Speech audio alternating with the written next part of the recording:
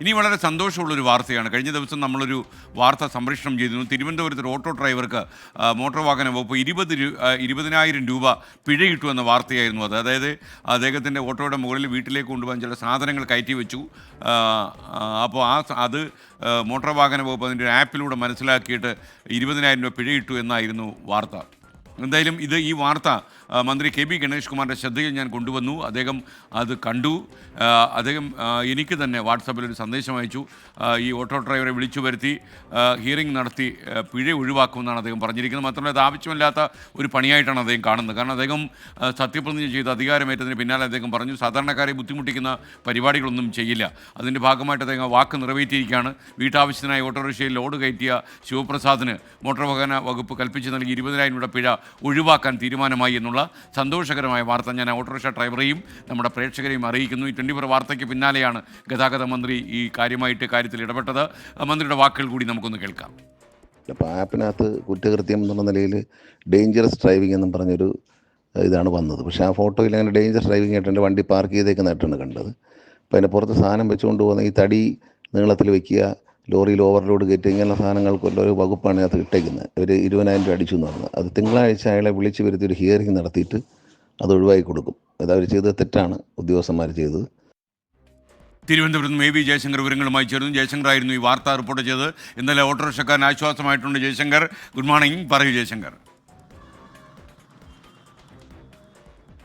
Good morning SKN. കഴിഞ്ഞ ദിവസമാണ് ഈ ഒരു ഓട്ടോ ഡ്രൈവർ ഇത്തരത്തിൽ അമിതമായി മോട്ടോർ വാഹന വകുപ്പ് പിഴ ഈടാക്കിയെന്ന് പറഞ്ഞുകൊണ്ട് നമ്മളെ സമീപിക്കുന്നത്. ആ ഘട്ടത്തിൽ തന്നെ ഇത് നമ്മൾ പരിശോധിച്ചു.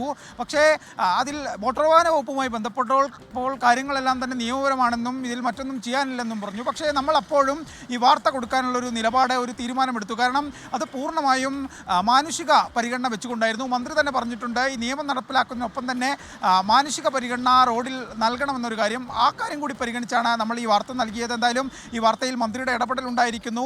ഇദ്ദേഹത്തിന് ഇട്ട 20,000 രൂപയുടെ പിഴയും ഒഴിവാക്കി നൽകാനാണ് നിലവിൽ മന്ത്രി നിർദ്ദേശിച്ചിരിക്കുന്നത്. ഇന്ന് തന്നെ ഈ ശിവപ്രസാദിനെ മോട്ടോർ വാഹന വകുപ്പിൻ്റെ ഓഫീസിൽ വിളിച്ചു വരുത്തി ഹിയറിംഗ് നടത്തിയ ശേഷം ഈ പിഴ തുക ഒഴിവാക്കും. ഈ ശിവപ്രസാദ് അന്ന് നമ്മളോട് പറഞ്ഞത് വളരെ തുച്ഛമായ വരുമാനത്തിനാണ് ഓട്ടോ ഓടിക്കുന്നത്. മാസം ഓട്ടോ ഓടിയാൽ 20,000 രൂപ പോലും ലഭിക്കില്ല. അത്തരമൊരു ഘട്ടത്തിലാണ് വീട്ടിലേക്ക് ഒരു സാധനം കൊണ്ടുപോയതിൻ്റെ പേരിൽ, ഒരു പെട്ടി കൊണ്ടുപോയതിൻ്റെ പേരിൽ ഇത്രയും വലിയ തുക ടിപ്പർ ലോറികൾക്കും മറ്റും അടിക്കുന്ന പിഴ ഈടാക്കിയതെന്നാണ്. എന്തായാലും ഈ വിഷയത്തിൽ ഒരു പരിഹാരമുണ്ടായിരിക്കുന്നു. നമ്മൾ ഈ വലിയ വാർത്തകൾ ചെയ്ത് കേരളം ഞെട്ടുന്ന വാർത്തകൾ ചെയ്യുന്നതിനേക്കാൾ എന്തുകൊണ്ടും ഇത്തരം സാധാരണക്കാർക്ക് ഉപയോഗപ്പെടുന്ന വാർത്തകൾ നൽകുന്നതിൽ 24-നും നമുക്കും എല്ലാം തന്നെ വലിയ അഭിമാനിക്കാവുന്ന വിവരങ്ങൾ നൽകിയത്. Thank you minister K B Ganesh Kumar. സമയോചിതമായി ഇതിൽ ഇടപെട്ടൊരു തീർപ്പ് കൽപ്പിച്ചതിന് വളരെ സന്തോഷം. അപ്പോൾ യഥാർത്ഥത്തിൽ ഞാൻ പറഞ്ഞില്ലേ, ഈ മോർണിംഗ് ഷോയിൽ പ്രേക്ഷകർക്ക് നേരിട്ട് സൂം വഴി എന്നോട് സംസാരിക്കാം. പക്ഷേ നിങ്ങൾ സൂമിൽ വരുന്ന സമയത്ത് ഈ QR കോഡ് അതിപ്പോൾ കാണിച്ചു തരാം. QR കോഡ് സ്കാൻ ചെയ്യുന്ന സമയത്ത് നിങ്ങൾ ക്യാമറ ഓണാക്കണം, മൈക്ക് ഓണാക്കണം. കണ്ടില്ലേ?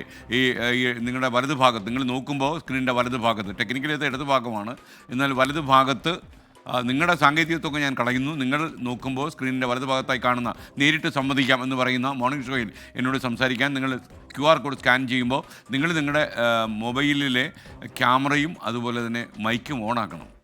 പല ആൾക്കാരും ശ്രമിക്കുന്നു, ഞങ്ങൾക്ക് മനസ്സിലാകുന്നു. ഇത് ഓണാക്കാത്തതുകൊണ്ടാണ് കിട്ടാതെ പോകുന്നത്. ഇന്ന് പ്രേക്ഷകരറിയാം. അപ്പോൾ കേരളത്തിലെ 5 ജില്ലകളിൽ മഴ മുന്നറിയിപ്പുണ്ട്.